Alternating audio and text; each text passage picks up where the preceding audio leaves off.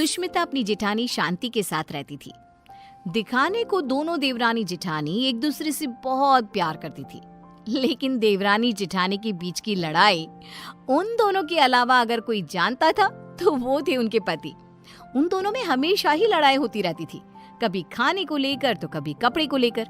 ऐसे ही एक दिन सुष्मिता का पति वरुण अपनी पत्नी और अपनी भाभी शांति से कहता है, सुष्मिता भाभी और भैया, मैं सोच रहा था कि इस घर में एक नौकर रख लेते हैं, क्योंकि इस बड़े से घर में मेरी भाभी माँ और मेरी प्यारी पत्नी के अलावा और कोई नहीं रहता। इस घर की सफाई करने में इन दोनों का कितना समय बीत जाता है, ये हमारे लिए खाना कैसे बना पाएंगी। तो मैं सोच रहा हूँ कि इस घर में एक नौकर को ले आता हूँ। वरुण, आइडिया बुरा नहीं है, लेकिन इन दोनों का झगड़ा देखकर मुझे लगता है कि हमें 2 नौकर रखने चाहिए। भैया, इतना बजट कहाँ है कि हम 2 नौकर रख सके। अरे आजकल नौकर कितने महंगे हो गए हैं। ये बात तो है। ठीक है, फिर 1 नौकर रख लेते हैं। हाँ, इस घर में नौकर ले आओ, लेकिन 1 नहीं 2, क्योंकि जो नौकर मेरा काम करेगा, मैं नहीं चाहती कि वही नौकर मेरी जेठानी का भी नौकर बनकर रहे। हाँ, मैं भी नहीं चाहती कि मेरा नौकर तेरा काम करे। हाँ, तो कह दीजिए ना जेठ जी को कि आपके लिए भी नौकर ले आए वो। हाँ, मेरा पति मेरे लिए नौकर तो ले ही आएगा ना, क्यों नहीं लाएगा। इस तरह दोनों के बीच एक बार फिर से झगड़ा हो जाता है। ये देख वरुण और विक्रम उन दोनों की लड़ाई में ना पड़ते हुए अपने अपने काम पर निकल जाते हैं, और काम पर जाते जाते दोनों भाई आपस में एक दूसरे से बात करते हैं। भैया, अगर यही हाल रहा तो हम लोगों को कभी भी खाना समय पर नहीं मिलने वाला। हाँ, तुम सही कह रहे हो वरुण, इसलिए आज शाम को ही हमें एक नौकर का बंदोबस्त करना होगा। इस तरह विक्रम और वरुण अपने काम पर चले जाते हैं, तो वहीं दूसरी तरफ सुष्मिता और शांति की बहस होती रहती है। वो दोनों अपनी बहस में इतनी मगन हो जाती हैं कि उन दोनों को पता ही नहीं चलता कि कब समय बीत चुका है। ऐसे ही शाम हो जाती है, और शाम के वक्त जब डोरबेल बजती है, सुष्मिता दरवाजा खोलती है। उसके सामने वरुण और विक्रम के साथ एक नौकर दिखता है। उस नौकर को देखकर सुष्मिता वरुण से कहती है, अरे वाह वरुण जी, आप तो आज सुबह नौकर की बात कर रहे थे, और देखो शाम को आप नौकर भी ले आए अपने साथ। पति हो तो ऐसा, वरना ना हो। सुष्मिता की बातें सुनकर शांति का गुस्सा 7वें आसमान पर पहुंच जाता है, जिसके बाद वो अपने पति के ऊपर चिल्लाते हुए कहती है, अजी आप क्यों नहीं लेकर आए? आपको दिखाई नहीं देता मैं कितनी थक जाती हूँ?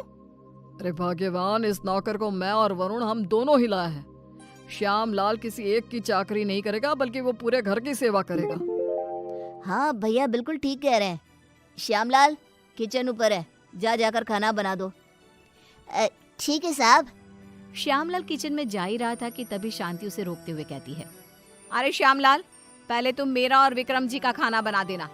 इन दोनों को क्या है, इन दोनों का आराम से बनाते रहना, क्योंकि ये लेट नाइट्स होते हैं। ठीक है मैम साहब। अरे ऐसे कैसे? श्यामलाल, पहले तुम मेरा खाना बनाओगे।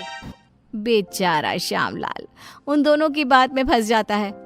वो सर पर हाथ रखकर बैठ जाता है, क्योंकि उसे समझ में ही नहीं आ रहा था कि पहले किसका खाना बनाया जाए। ये देख अब विक्रम श्यामलाल का समय फिक्स कर देता है, और अपने समय अनुसार श्यामलाल अपना काम करता है। कुछ दिन तो घर में शांति का माहौल बना रहता है, लेकिन एक दिन श्यामलाल कपड़े धोने के लिए सुष्मिता के पास जाता है और उसे कहता है, बेन साहब, कपड़े धोने के लिए हैं तो आप मुझे दे दीजिए, मैं अभी आपके कपड़े धो देता हूँ। उसकी बात सुनकर शांति आती है और उसके ऊपर चिल्लाते हुए कहती है, श्यामलाल, तुम पहले मेरे कपड़े धोगे। अगर तुमने मेरे कपड़े नहीं धोए तो मैं तुम्हें नौकरी से निकाल दूंगी।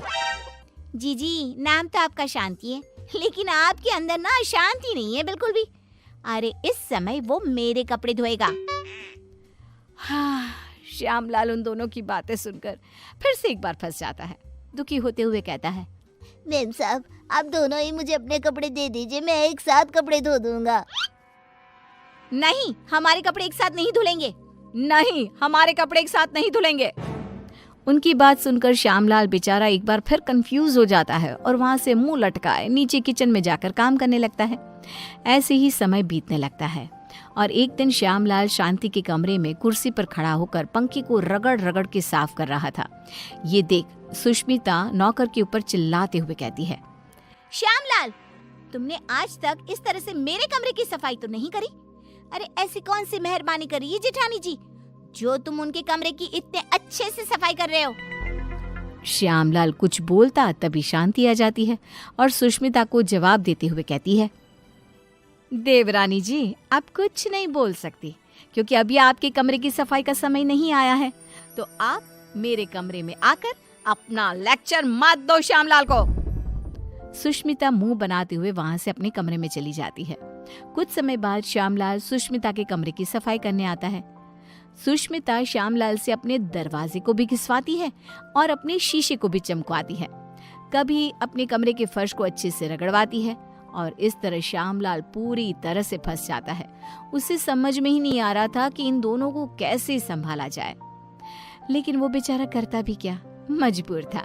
ऐसे ही एक दिन श्यामलाल बाजार से सब्जियां लेने जा रहा था, तभी वो खुद से कहता है, क्यों ना मैं एक ही समय पर दोनों मेम साहब की सब्जियां ले आऊं और दोनों को अलग अलग समय पर दिखा दूंगा कि मैं अलग समय पर यही सब्जियां लेकर आया हूँ। यही ठीक रहेगा।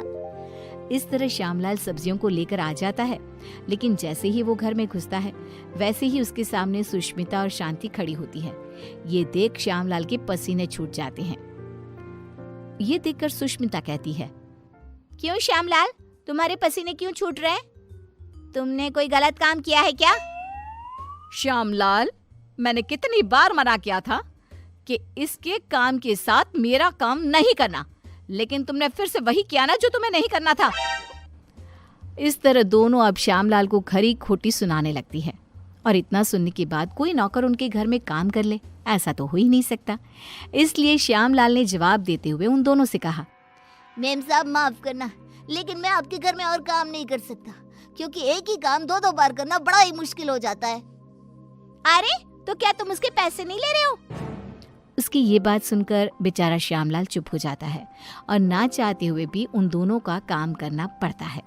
अलग अलग समय पर एक ही काम 2 बार करता हुआ खुद को देख वो बहुत परेशान होता रहता है। परेशान होकर विक्रम और वरुण के पास जाता है और कहता है, साहब मैं और काम नहीं कर सकता, यहाँ एक ही काम 2 बार करना पड़ता है। अरे एक काम अगर कोई 2 बार करेगा तो परेशानी हो जाएगा ना, इसलिए मैंने अब ठान लिया है कि इतने कम पैसों में मैं नहीं काम करने वाला। अगर आपको काम करवाना है तो आप किसी दूसरे नौकर को ढूंढ लो।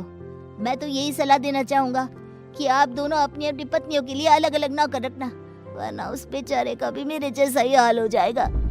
इतना कहकर श्यामलाल उनकी नौकरी उनको ही सौंप कर चला जाता है। इस तरह बेचारे वरुण और विक्रम परेशान हो जाते हैं। कुछ समय बाद उन दोनों की पत्नियां हॉल में आती है और अपने पतियों से कहती है, अरे श्यामलाल कहाँ है? अरे श्यामलाल कहाँ है? दोनों भाई एक दूसरे की तरफ देखते हैं और कहते हैं, वो काम छोड़कर चला गया, तुम दोनों ने उसके नाक में दम कर रखा था। अच्छा, तो हम लोगों ने उसके नाक में दम कर रखा था तो तुमने उसको निकाल दिया ना, तो अब इस घर का काम तुम लोग ही करोगे। हाँ, मेरी देवरानी बिल्कुल सही कह रही है, अब इस पूरे घर का काम तुम लोगों को ही करना होगा। इतना कहकर दोनों देवरानी जिठानी चली जाती हैं। अब बेचारे वरुण और विक्रम दोनों को ही घर का काम करना पड़ता है। घर की सफाई, कपड़े धोते, बर्तन धोते और खाना बनाने के बाद बेचारे दोनों ऑफिस जाते।